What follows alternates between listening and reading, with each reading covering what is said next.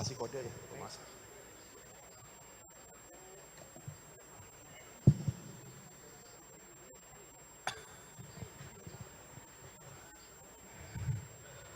Assalamualaikum warahmatullahi wabarakatuh.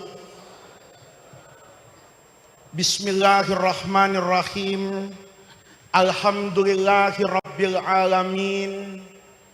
Wassalatu wassalamu ala asyrafil anbiya'i wal mursalin wa ala alihi wa sahbihi ajma'in, amma ba'du.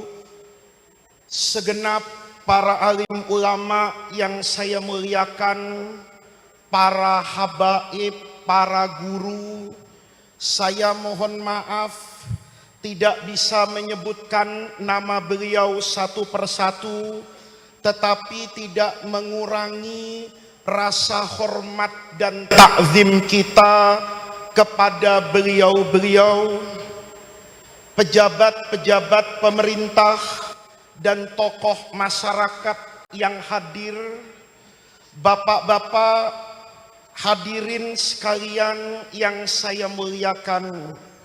Alhamdulillah, pada kesempatan yang baik ini takdir Allah Subhanahu wa ta'ala menuntun kita semua ke majelis yang baik ini untuk menghadiri peringatan Maulid akhir Khamis yang sudah ke-105 kali. Maulid 104 kali.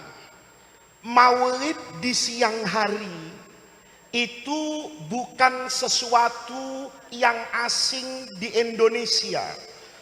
Orang di Indonesia itu bikin acara maulid sekarang ini seolah-olah tidak ada lagi batasan waktunya. Ada maulid sebelum subuh, ada maulid ba'da subuh, ada maulid di waktu duha, ada maulid di siang hari.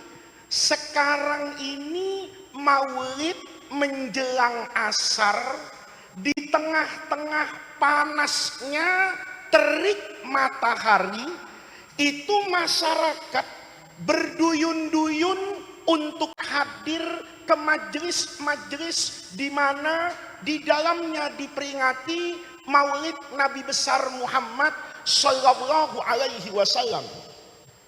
Saya dulu bertanya-tanya, karena saya pribadi ada pesantren, ada santri, ada wali santri, tapi saya tidak pernah berani, Habib Ali, bikin acara habis zuhur. Karena saya jamin, kalau pesantren saya bikin acara habis zuhur, rasanya jangankan jamaahnya, kiainya tidur. Karena habis zuhur itu panas-panas kayak begini, itu yang paling enak tidur. Tapi saya bertanya tadi, mulai dari lewat depan kantor PBNO itu, saya sudah begitu banyak melihat orang-orang yang saya yakin akan datang ke majelis ini. Pertanyaannya, masirru fi hadza, apa rahasianya? Mengapa masyarakat di Jakarta khususnya, di Indonesia secara umum, itu kalau ada acara maulid berbondong-bondong? Dulu saya agak suudzon, ini berbondong-bondong karena nasi kebuli, karena perbaikan gizi. Sebelum ada program makan siang gratis, majelis-majelis maulid itu sudah terlebih dahulu memikirkan perbaikan gizi jamaahnya. Saya dulu suudzon karena itu. Tapi setelah saya hadir kemana-mana, tidak sedikit di maulid Nabi itu yang kadang-kadang tidak diberi minum, tidak juga ada makanan, tapi masyarakat tetap berbondong-bondong datang ke majelis maulid. Dulu bapak-bapak, saya itu tidak bisa mencerna dan memahami apa rahasia di balik ini. Hingga satu hari saya ngaji dengan guru saya, ngaji Sahih Muslim. Guru saya ketika saya ngaji Sahih Muslim itu menyampaikan satu hadis yang mungkin selama ini hadis ini lebih banyak disampaikan oleh pengusaha travel umroh, Pak. Ya, hadis itu dulu waktu saya ngaji itu ditaruh oleh Imam Muslim terkait dengan Fadailul Madinah, keistimewaan kota Madinah. Di dalam Sahih Muslim itu Imam Muslim meriwayatkan dari Sayyidina Abi Hurairah radhiyallahu anhu anna Rasulullah sallallahu alaihi wasallam qala innal imana la ya'rizu ilal madinati kama ta'rizul hayyatu ila hujriha. Kata Rasulullah sallallahu alaihi wasallam, innal iman, sesungguhnya keimanan yang bersemayam dalam hati seorang muslim itu layak rizu, akan mendorong orang yang beriman itu ilal madinati, untuk datang ke kota Madinah. Semua orang yang beriman itu kalau kita tanya cita-citanya, maka jawabannya itu kepengen sebelum meninggal itu tawaf di Ka'bah dan berziarah ke makam Rasulullah Shallallahu Alaihi Wasallam. Waktu saya ngaji itu, tiba-tiba guru saya itu membaca keterangan dari seorang alim besar yang bermadzhab Maliki, yang karena kealimannya itu sering sekali dikutip oleh Al-Imam An-Nawawi dalam Syarah Muslimnya. Kata Al-Qadi Iyad, hadis ini maknanya dalam, bukan sekedar orang itu kangen ke Madinah sebatas kotanya, tetapi kata Qadi Iyad, ini kita tabarrukan di majelis Habib Ali ini, saya baca takbirnya. Kata Qadi Iyad, wa maknal hadis annahu ya'rizu ilal madinati annal imana awalan wa akhiran bihadihi as-sifati li'annahu fi awalil islami kana kullu man khalasa imanuhu wa sahha islamuhu ata al-madinata imma muhajiran mustautinan wa imma mutasawwiqan ila ru'yatir rasuli sallallahu alaihi wasallam wa muta'alliqan minhu wa mutaqarriban thumma ba'dahu hakadha fi zamani al-khulafa'i kadzalika wa li akhdhi siratil adli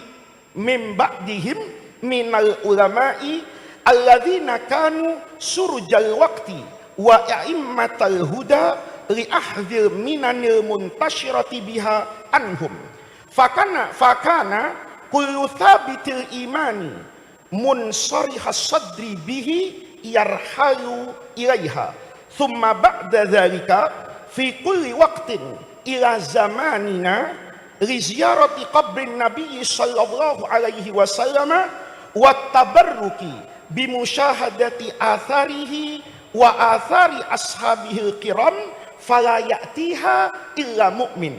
Ini sengaja saya baca supaya kita bisa bertabarruk dengan kalam ulama yang menginspirasi. Kalau hadir ke perayaan Maulid Nabi besar Muhammad sallallahu alaihi wasallam yang di dalamnya dibacakan kisah Nabi, yang di dalamnya disampaikan ilmu warisan Rasulullah, yang di majelisnya dihadiri oleh dzurriyyah Rasulullah, itu dulu kata guru saya termasuk mengamalkan hadis ini. Saya tanya, Maulana Syekh, bagaimana mungkin orang yang datang ke Maulid Nabi bukan di kota Madinah, tapi kayak saya di Jakarta atau di belahan mana dari negeri selain Madinah, kok dikatakan termasuk mengamalkan hadis ini? Kata guru saya, coba kamu lihat wajhun balaghi dari hadis itu. Semua orang yang hatinya bersih karena imannya, itu sejatinya mau datang ke kota Madinah, itu bahkan bukan karena Madinahnya, tapi karena Madinah itu menjadi mustautin, menjadi watonnya Rasulullah Shallallahu Alaihi Wasallam. Jadi saya membayangkan kalau seandainya dulu Nabi Muhammad diperintahkan oleh Allah hijrahnya ke Kuitang, maka Jakarta Pusat ini jadi kota suci. Semua orang datang ke Madinah itu sejatinya bukan karena kota Madinahnya, tapi karena di dalamnya ada Rasulullah Shallallahu Alaihi Wasallam. Di masa lalu datang tentu untuk hijrah, ikut Rasulullah, jadi muridnya Rasulullah. Setelah Rasulullah wafat, maka orang datang ke Madinah, itu kata Qadhi Iyad, ingin bertemu dengan para sahabat Nabi, dengan para keturunan Nabi, untuk belajar dari mereka apa yang dulu diajarkan oleh Rasulullah Sallallahu Alaihi Wasallam. Jadi sejatinya ke Madinah itu karena Rasulullah. Kalau hari ini di majelis taklim Habib Ali Al-Habsyi ini, setiap ahad disampaikan ilmu-ilmu warisan Rasulullah. Di majelis ini didatangi oleh para ulama yang menjadi warathatul anbiya. Di majelis ini dibacakan sirahnya Rasulullah. Di majelis ini bertemu dengan zurriyahnya Rasulullah. Maka kadar keimanan kita itu akan menjadi parameter, menjadi ukuran. Ada majelis seperti ini, di dalamnya ada sirah Nabi, di dalamnya ada ulama, di dalamnya ada ahlu baitin Nabi, ada zurriyah Nabi.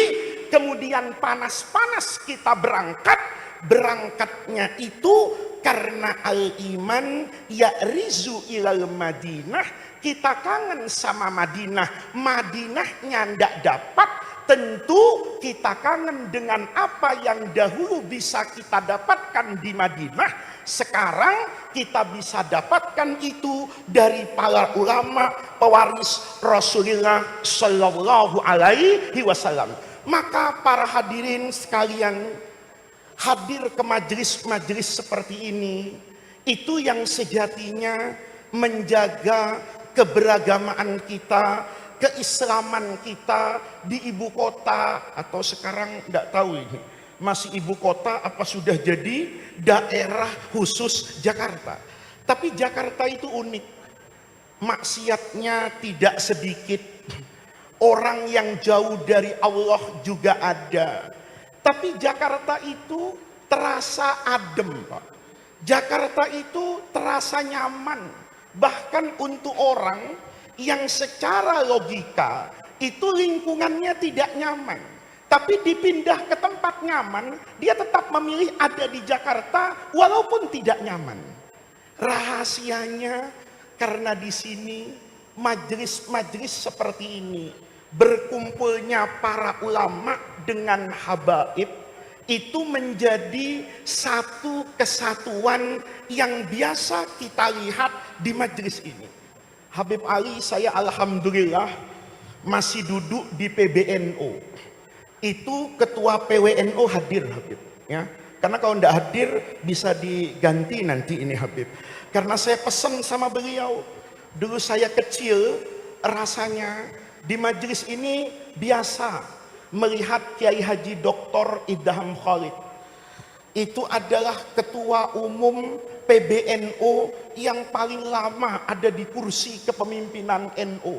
Mungkin lebih dari 32 tahun. Beliau itu termasuk yang sering datang ke majelis ini. Beliau itu termasuk yang cinta dengan habaib. Dulu Rois Am, itu saya masih kecil, itu biasa zaman kita jamaah. Saya dulu tinggalnya masih di tempat elit, di Senopati, anak Jakarta Selatan. Itu menyaksikan loh, orang-orang itu semua majelis, itu datang ke majelis ini rombongan. Bahkan saya masih kecil dulu, tidak ada majelis taklim di Jakarta. Itu yang berani memulai taklimnya, itu sebelum jam 10 pagi. Saya ini ngaji di tempat almarhum yang sekarang itu ditempati oleh Rois Suriah PWNU Jakarta, Kiai Muhyiddin Ishak. Itu ayahnya Kiai Ishak Yahya. Saya suka betul ikut ayah saya ke majelis itu. Dan majelis itu selalu dimulainya siang. Saya tanya, kenapa kita nggak ngaji pagi-pagi? Itu jawabannya sederhana. Karena kalau pagi kita harus hadir ke Kuitang. Jadi saya mohon maaf ini Habib Ali ya, saya bukan yang baik dalam menjaga tradisi karena jarang-jarang datang ke majelis di Kuitang ini. Padahal dulu semua orang itu selalu datang ke majelis ini. Semua ulama, semua kiai, itu lintas ormas, itu mendudukkan majelis taklim Habib Ali Al-Habsyi itu pada kedudukan yang tidak berlebihan. Kalau saya katakan sebagai maqamam mahmuda, tempat yang sangat mulia. Saya ini jujur, Habib Taufik ya, ini dipaksa sama Habib Ali. Saya sering hari Ahad itu ditelepon beliau, suruh ngaji ke sini. Tapi saya bukan tidak mau hadir Habib Taufik. Saya agak gemetar kalau di mimbar ini. Karena saya dulu kecil melihat betapa di mimbar ini guru-guru yang saya kagumi, baik dari kalangan habaib, dari kalangan kiai, itu selalu bersatu ada di majelis Kuitang, semuanya berbicara ilmu dan semuanya berbicara tentang keislaman. Jadi hari ini saya setengah dipaksa oleh Habib Ali. Saya dipaksa betul, ditelepon beliau harus hadir. Kalau tidak hadir katanya diancam sanatnya mungkoti. Daripada nanti saya jadi kiai yang rawi hadisnya doif atau termasuk mungkoti, mudallis dan maktu, itu membahayakan kredibilitas saya. Maka saya hadir ke sini. Saya datang 1:30 Habib Ali tadi, ya, ngumpet di sini karena ini majelis luar biasa. Saya itu sering ceramah di mana-mana, tapi megang mimbar ini itu rasanya beda banget gitu. Ya, padahal Ustadz Anto tuh sering ketemu saya dulu, nge-MC-in saya. Dia tidak gemetar itu di mimbar ini. Saya rasanya membayangkan keindahan, keberagamaan kita di masa lalu. Maka saya berharap masyarakat Jakarta itu ikut menjaga tradisi dan warisan salaf. Kalau ada ribut-ribut seperti hari ini, saya Habib Taufik bukan urusan nasab Habib Taufik. Saya tidak ngerti urusan itu. Tapi sebagai thalibul ilmi, guru saya dulu itu ngasih jimat. Kata guru saya, kalau kamu mau mengetahui kebenaran, itu ukurannya banyak. Mau tahu fikih ya ngerti usul fikih, mau tahu tafsir ya belajar balaghah, ngerti asbabun nuzul. Tapi nanti setelah semua parameter keilmuan itu, guru saya bilang dua hal. Yang pertama, istafti qalbaka. Tanya sama nuranimu. Wa in aftakal muftun. Sekalipun ada 1000 mufti, kita sebagai manusia itu punya tanggung jawab moral di dalam hati. Jadi kalau mendengar orang ngomong kanan kiri, itu gunakan nurani. Saya percaya sama Habib Ali ini, yaitu karena majelis ini sudah ratusan tahun, Pak. Kalau ini dibangun di atas kebohongan, dibangun di atas kesesatan, Allah tidak akan jaga itu sepanjang masa. Allah tidak tanamkan mahabbah. Mahabbah ini penting. Ada orang bisa berceramah hebat. Kita sering dengar kan, ada kiai naik daun. Itu kiainya juga kurang pinter itu. Sudah tahu daun dinaiki. Kiainya sebesar saya, rontok dia. Majelis ini tidak pernah naik daun. Karena dari dulu itu sudah ada di atas. Dan ini penting sekali, bapak-bapak. Kata guru saya, istafti qalbaka, tanya nuranimu. Rotib Haddad yang kita baca, Simtud Duror. Bahkan saya mau cerita sama Habib Ali ini. Saya kemarin Habib, itu nyoba barokahnya Simtud Duror, dibaca. Itu terjadi Habib. Saya ada undangan di Tegal. Disuruh ceramah kayak begini nih siang. Saya naik kereta Sembrani dari Gambir. Jam 10.50. Nggak bisa lewat Sudirman. Nggak tahu Google Map itu merah semua di sana. Maka dari Jagakarsa diarahkan lewat Tol Jor, turun Rawamangun ke sini Habib. Sampai di sini tuh belok di depan sana itu nggak macet. Saya bilang kapan majelis kuitang macet kalau hari Senin? Saya hari Jumat saya lewat Habib. Tahu-tahu macet dari sana itu. Macet nggak berhenti. Saya lupa kalau hari itu Sri Paus keluar dari istana, dari tempat menginapnya itu mau balik ke Papua Nugini. Jalanan macet Habib. Sampai di sini itu supir saya tanya, ini terus nggak ke Gambir? Terus kata saya. Ittaqullaha mastata'tum. 9:30 saya masih di sini nih. Kereta tinggal 20 menit. Karena lewat sini saya ingat Habib Ali. Ingat Habib Ali, ingat Simtud Duror.